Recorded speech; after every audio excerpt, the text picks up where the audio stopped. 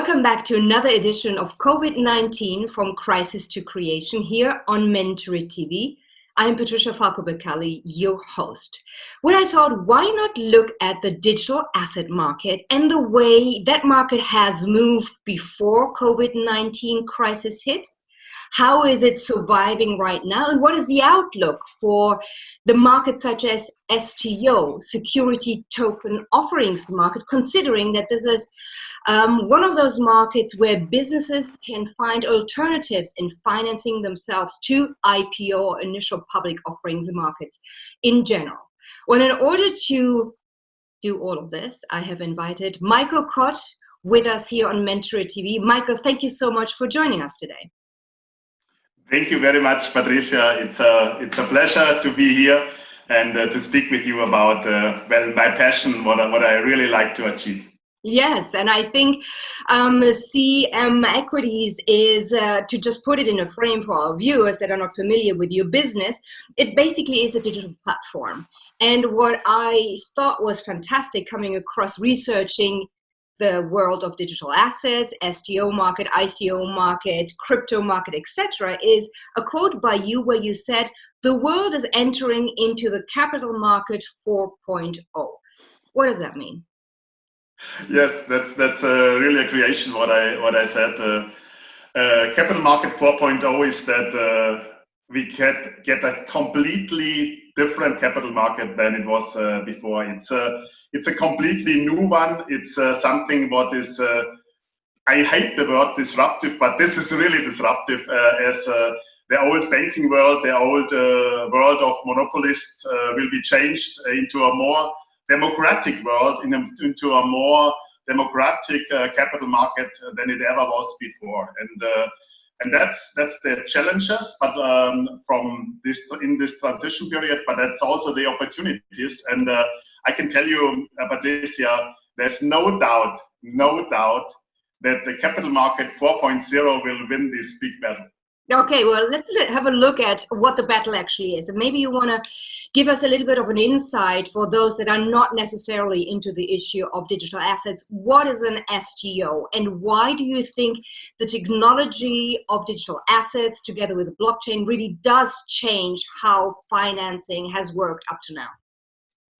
So this is a very big question because it's a question where I'd like to recap a little bit what happened in the last 20 years in the capital market, because it's important to understand why now a new change is coming, and it's nobody can prevent that. So I was a market specialist at the Munich Stock Exchange at that time, early 90s, and at that time, it was not an efficient capital market. At that time, there was inefficiencies, and inefficiencies, as you know, is always opportunities. So opportunities for houses like us to develop new capital market standards. What we did at that time, starting variable trading and all these things, is the good old open outcry stock exchanges. You know that, and it was actually, this was totally intriguing me doing what I'm doing since that time. I have the job of my life in that time. But then 1999, 2000 happened, dot-com bubble burst, and over the next 20 years, it was a totally different thing. That in the past, companies could finance themselves with going public, so they get the funding, they get everything what they want. But so from the capital raise, but in the next 20 years, the number of public listed companies dramatically reduced, and so IPOs were not common anymore. In Europe, it's a disaster because all the money was flowing into structured products, ETFs. The money was financing the financial market, but not the industry anymore. Not the businesses themselves. So basically businesses, to recap that, found themselves in a difficult situation to raise money going to the capital markets. Exactly. So now and then, I remember so well because it was remarkable event in my mind. I got a Bloomberg magazine 2013, and the headline was blockchain, just blockchain. And then I read this magazine, and then I said, this is unbelievable. If this has happened, this will change the world. And I put it to my colleagues to read it as well. I'm not sure if they did it.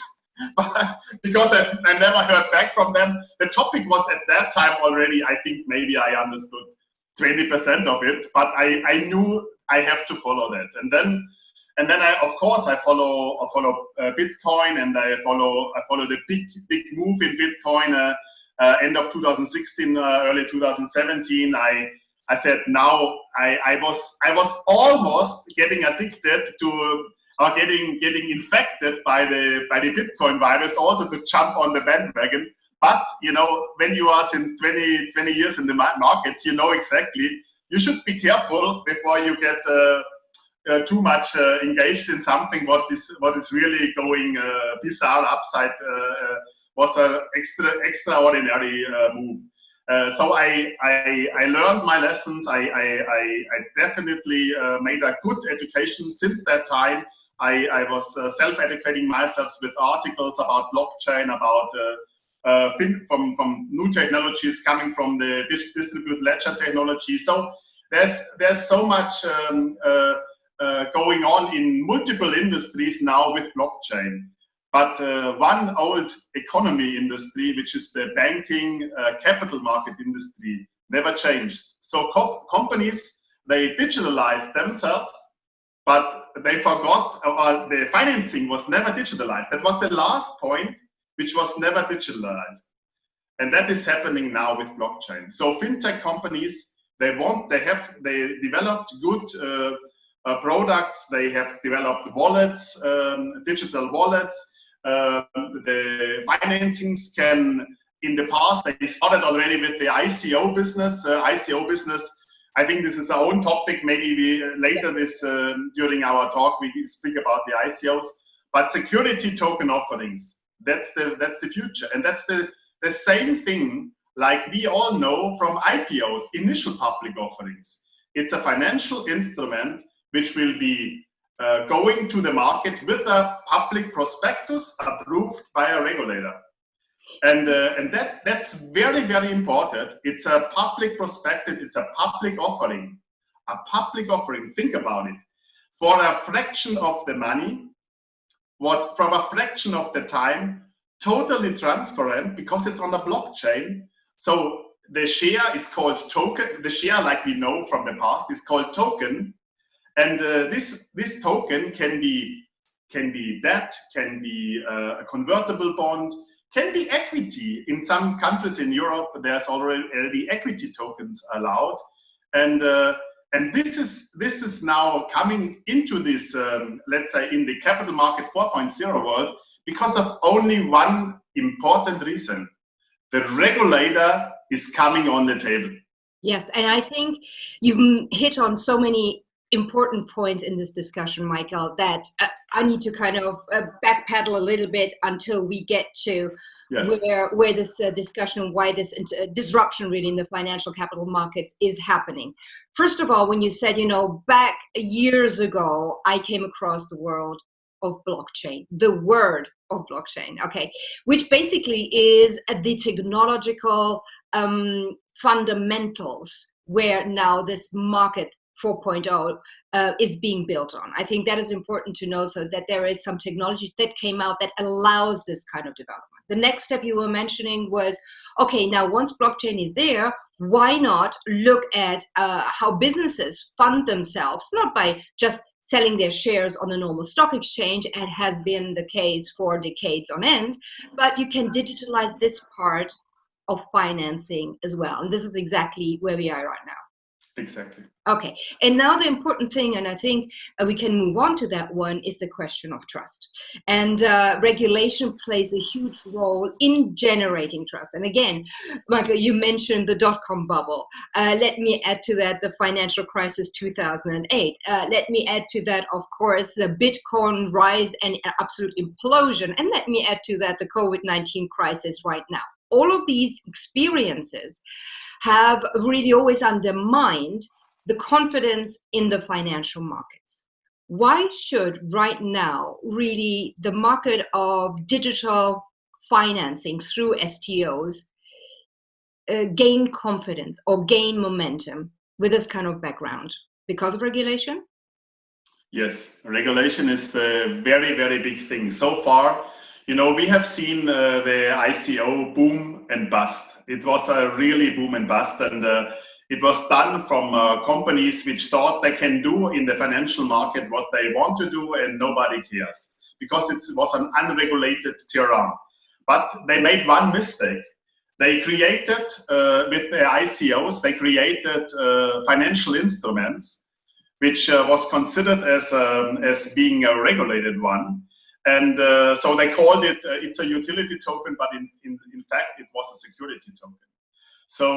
So utility token is when you have a group, when you have a marketplace, and there's a token. With the token, you can buy and sell products. And the token has is always like a payment token, but or an exchange token or a subscription token. But they created this token in several rounds of public financings, and they made it public. They made it all over Europe. They made it in the US. They made it in China. So there were a lot of, and they paid a lot of marketing dollars to the sales groups in social media. And as I always like to say, greed eats brain.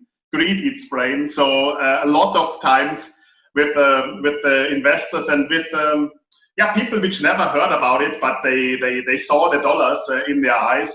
So they stepped on this bandwagon and fell down like lemmings over the cliff, And then of course that caused a lot of turmoil. That caused a lot of uproar from the investor side. They are complaining and in the public domains, and the regulators globally they listened, because by a sudden they looked what these companies and these self-made guys and self-made experts with a white paper, they are raising hundreds of millions of dollars and euros, and I think that was really the time where the regulator stepped into it. And what they did, they start regulating one step after the other.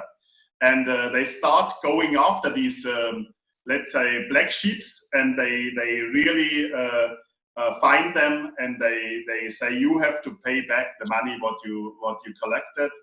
You have to stop your business.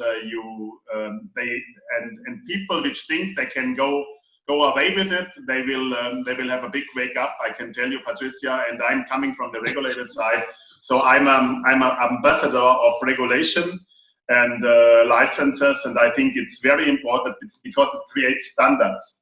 Exactly. And when it creates standards, this creates trust, and this trust with these standards creating a market where a lot of new participants can have the faith entering this market and going for these security token offerings, because it's public offering with a prospectus. That's a different thing than a white paper for a couple of pages. Yes, and I think this is so important that you put this into perspective, that a lot of people think that blockchain, STOs, ICOs, they are a thing of the future, or might have been a thing of the past simply because of this boom and bust. And I'm going to feed you some numbers if I may, Michael.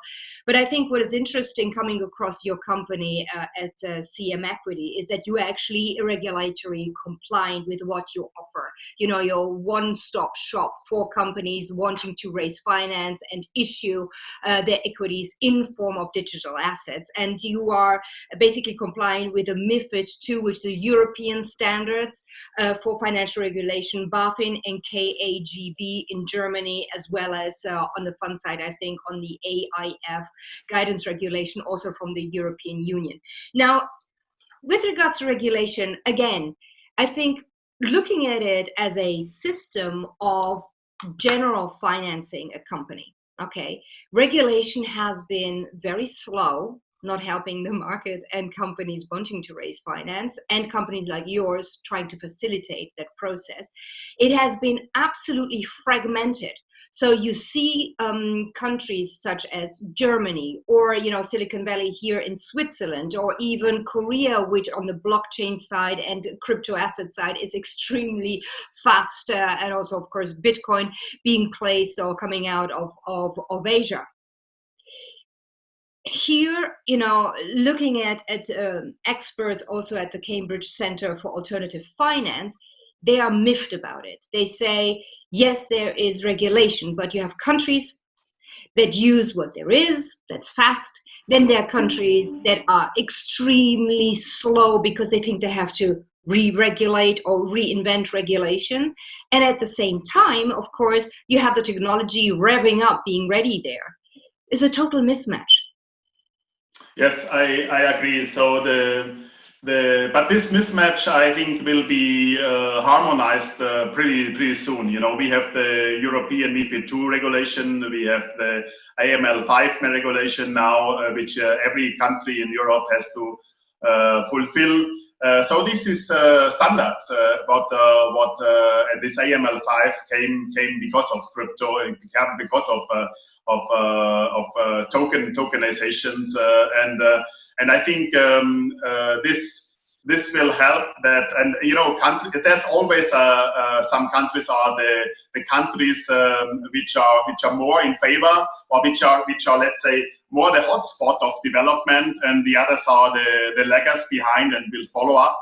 Yeah, and I think now that we have kind of covered a little bit the issue of trust, and that regulation is really big in trust in this type of financing, let's talk a little bit about the advantages. Why should companies choose this way rather than the classical IPO way? So that's a very clear thing. By the first time now, the companies, they can get direct access to their investors. So there is they have their security token offering public, the prospectus public on their website, and then with companies like CM Equity, which is providing them the technical, the legal, as well as the placement support, they can go directly in an online placement process. So it's not a stock exchange, it's not a discount broker, it's not a big investment bank which leads them to the public offering. I will not say IPO anymore, to the security token offering. It's themselves. They have a direct list of who is my token owners, who is the one I'm speaking with, who is financing me. So there's a completely different, and all this gets into a fraction of the time for a fraction of the costs of traditional IPOs. It's totally transparent. It's on the blockchain. It's the well-filled package for the companies. They can raise the money with the public offering without being afraid they make something wrong, or they are not allowed in that or this jurisdiction. When you have a public prospectus here, regulated by the BaFin, you are regulated in 31 countries in Europe. I mean, how cool is this? Yeah, no, this is super cool. But you know what? All those lawyers, all those lead managers, corporate financing departments of investment banks, they will not be very happy with this kind of development. But I guess the way to fight that is that you can't really fight this tendency. Yes. You just hop on it and you kind of go with it and actually make the most of it, because it is not as easy as it sounds. The know your customer process as well, integrating the entire community on the blockchain, the distributed ledger technology, is not that easy. So there will be a lot of, involvement from lawyers and the corporate banks still. Yes, costs are down. However, we cannot just clip out, a couple of the major players in the previous way of going public, right? No. I agree. There will be lawyers and investment banks and investment boutiques. They will be like us, teaming up with fintech companies, buying team fintech companies. That's for sure. This will come. But the majority of these big players in the last 20 years, will not be the majority of their names will not be the majority of the names of the next 20 years. And so the opportunity what CM Equity has in this, we will play full. We will play all our cards, and we will have them because we are fully regulated and licensed as a financial institute with a suite of licenses which we exactly need for the security token offerings. We go for this crypto custodian license, which is a new license, and which is in fact the license which was implementing the legal status of digital asset as a new asset class. So we have a new asset class, and I'm very much driving this now. And it's interesting because I looked at the regulation coming out of the EU, and they are really pushing towards it. And you mentioned MiFID II already. But interesting was one line I came across, and if I may share that with you, Michael. So regarding security tokens, if the EU Commission formalizes the position posed in the non-paper, so they've released a non-paper, the digital asset industry would be largely in agreement with the classification and treatment of security tokens as a digital representation of real-world assets. And real-world assets are things like gold, property, or equity in your company, in my company, in anybody's company. And I think this is just basically closing the circle on having solid regulation, right? Yes, completely agree with you. I think the European Union is doing a great job. BaFin is doing even a greater job. I also like the regulation in Luxembourg or in Liechtenstein as well as in Switzerland. So this is the hubs here, which is not just talking; they are doing. I feel very privileged and very proud about my regulator. I could not say I was that in the last 20 years, but now I feel very proud. They took a lead here, and they did a fantastic job in this. And it's something what I really want to be an ambassador also for regulation and bring that into the space. And I want to add one more thing, which tokenization of assets, and there's the opportunity of these assets. So there's a securitization of assets, because tokenization is nothing else as the securitization of assets. So this is just, the world of blockchain have invented a new world called tokenization. They could have called it securitization, but it is like it is. Now it's called tokenization of assets. And there's a lot of forms of assets which were so far non-bankable assets, but now they are bankable assets, and so that means the debt financing. Venture capital funds can tokenize their fund.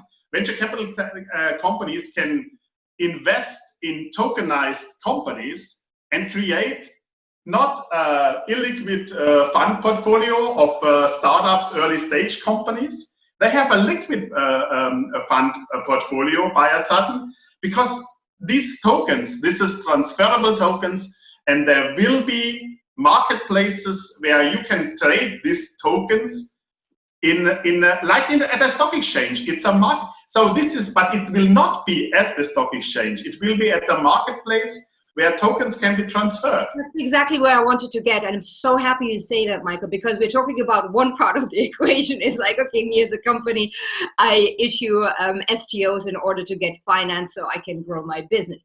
The other thing is, where do these tokens actually have a market? And I think it's really important to see what sort of token marketplaces there are out there, which are good, which are bad, and perhaps also the entire confusion of it doesn't mean that if Bitcoin is traded on it reflects on everything else. Maybe you can put that into a sec for us. So it's all these crypto exchanges out in this world, when they started, they started for sure non-regulated, because they started being a marketplace for Bitcoin, being a marketplace for the cryptocurrencies. But in the future, and then they started give the ICOs. That was a big mistake. Give the ICOs a secondary market platform, which in my mind they have not really looked in the regulations. Just say it. Yes, that was a big mistake in my mind, because the regulator don't like it, and the regulator will say you have to stop doing what you are doing when you list and financial instrument and make them tradable. So you need a license for that financial instrument. You need a multi MTF license. I forgot now the English name for it, but it's an MTF license, a multilateral trading facility. Yeah. And but of course, you know, when non-regulated houses want to get into the regulated world, that's a gap which it's not easy to make. But they have realized when we want to do our business, what we did, so in the future too, we have to become regulated. So I can tell you, I'm speaking now with multiple players and which have approached us for the regulation, for helping them and teaming up with us. And therefore, I'm super excited about the next months, what will come. There will be lots of news releases, fortunately, which we will publish on that space. And I want to create these new standards now in this capital market 4.0, and I know I can repeat what I did in the 90s. I can repeat one more time. Well, I love that confidence. But in the meantime, do we actually have already exchanges that are trustworthy? If not, I can tell you, there's the Stuttgart Stock Exchange, for example, has a own segment. Is a fully regulated exchange. They run a MTF with it. So they have implemented it. At this point of time, there's no security token traded over there. It's just Bitcoin. I think is and I think Ether is as well traded over there. So in other markets, I don't see it yet. But I can tell you the marketplaces will not be, for example, in my mind, you will see security tokens trading on the issuer platform. So the issuer will have our own marketplace where the wallet providers, they will have access to the issuer. So when you log into your wallet, your digital wallet, you will see the security token of company A with the price, because the wallet provider have draw the price from the market side marketplace from the issuer, and so the issuer, there will be at the beginning, there will be the token owners can put in their orders, can put in their I want to buy, I want to sell, and so this is a marketplace which has not a liquidity yet, but the issuer itself can start providing the liquidity. A company like CM Equity has a market-making license, a proprietary license. We can trade on behalf of this issuer and provide liquidity in that market. Yeah, and that's exactly what we will do in the future. Exactly, and I think this is so important, because a market is really something that lives off liquidity. So fair enough, I've got a token of a company, but if I can't sell it the moment I want it, of course I'm stuck with it, which me as an investor, I might not like. The other thing is also, how is the price built? Because traditional markets, you have a buyer, you have a seller, and then you have the sweet spot that is created in terms of pricing depending on supply and demand. Now here, of course, that issue in the security token market that is about to be established, about to try to gain liquidity, a bit of a sticky issue right now. I totally agree with you. The liquidity is a key thing in the secondary market, but the liquidity can be provided from companies, from external companies like us at the issuer website. There will be crypto custodian platforms. They will also develop these kind of marketplace, because they will have the prices of the issuer from multiple token issuers in there, because in one wallet you can have 10 tokens, and you can have 50 tokens. So you have a portfolio. You can create your own security token portfolio for your own wallet, and of course then the prices you want to see the prices Is it going up? Is it going down? Can I sell? Can I liquidate? Can I change to another token because there's another security token offering? So all this is an ecosystem which will develop, and companies like us, which are since 30 years in liquidity providing, I can tell you we will be a key element for this ecosystem, because we will provide the liquidity on our own behalf. Yeah, you're like underwriters. You're like the underwriters trying to say, okay, this market is going to function simply because we can step in, right? Now, I want to ask you a fundamental question, and that is about the future. And in order to ask you, Michael, about the future of the STO market and really the digitalization of the financial market, the capital markets, we have to look at the past. So let me hit you with a screen share, which I have prepared, which I had to kind of read through the numbers twice. Let me just open this up and share it. There you go. The global asset funding volume. Okay, and that is a PwC study, their latest study. The market of digital assets grew solidly through the first half of 2019, actually, reaching a high of $1.3 billion in May. And then all of a sudden, and I had to kind of look twice at 151 million in June, just a month later. So in order to, and the reason why I'm sharing this with you and the Mentoring TV community is that is not a falling market. That is unplugging a market from one moment to the next. A, what do you think really happened in that moment? And B, how do you think this kind of experience in the past will play out in the next 5 years?